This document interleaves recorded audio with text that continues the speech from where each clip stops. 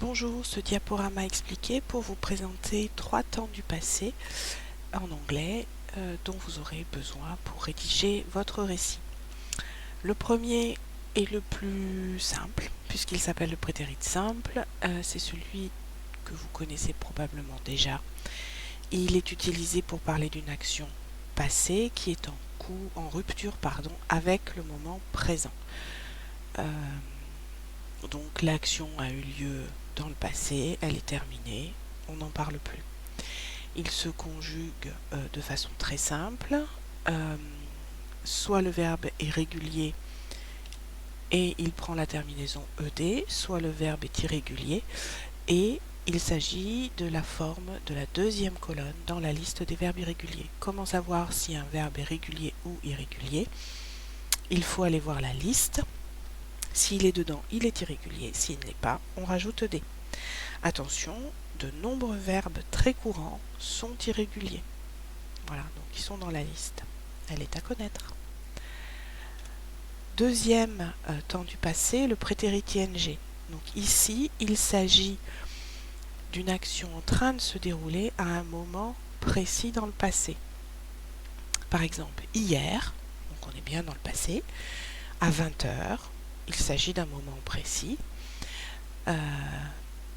Peter a sonné à la porte.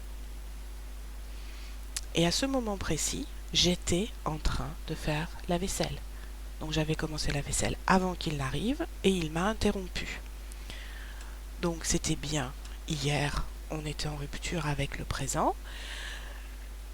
La barre jaune, c'est Peter qui sonne à la porte. Et les crochets rouges, c'est moi en train de faire la vaisselle. Donc j'avais commencé avant qu'il n'arrive et il m'a interrompu. Donc l'action n'était pas terminée, j'étais en train de la faire. C'est un temps composé, donc il se compose de deux parties. Première partie, l'auxiliaire be qui est conjugué au passé. Donc je vous rappelle la conjugaison. Et le verbe, donc l'action en train de faire la vaisselle, qui se termine en ing. Autre exemple, I was cooking dinner when the phone rang. Donc l'action précise, repère, c'est la barre jaune, c'est le téléphone qui a sonné.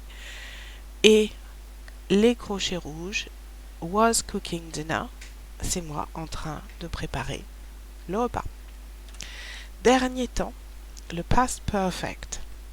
Alors, le past perfect est utilisé ici dans le cadre de d'un récit pour marquer l'antériorité par rapport à une action passée. Donc, je vais expliquer. Vous avez bien affaire à du passé, rupture avec le présent, tout pareil. Votre moment repère, c'est la barre jaune qui a eu lieu dans le passé, mais on parle d'une action qui a eu lieu encore avant cette action-là. Donc, hier à 20h, Peter est venu me voir à la maison, mais avant ça, à 14h, c'est sa sœur qui m'a téléphoné. D'accord? Donc, l'appel téléphonique a eu lieu, en rouge, a eu lieu avant la visite de Peter.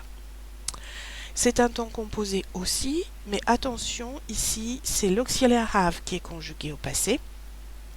Et le verbe d'action, donc téléphoner, Jane qui m'a téléphoné, est au participe passé. Participe passé fonctionne en verbe régulier irrégulier. Les verbes réguliers prennent une terminaison ed alors que les verbes irréguliers sont dans la liste, mais il s'agit maintenant de la troisième colonne. Un dernier exemple. When Sarah arrived at the party, Paul had already gone home. Donc Sarah est arrivée ici, mais Paul était déjà parti. Donc le départ de Paul a eu lieu avant. Et ici, vous voyez qu'il s'agit d'un verbe irrégulier. J'espère que ce diaporama vous a aidé. Regardez-le autant de fois que vous le voulez.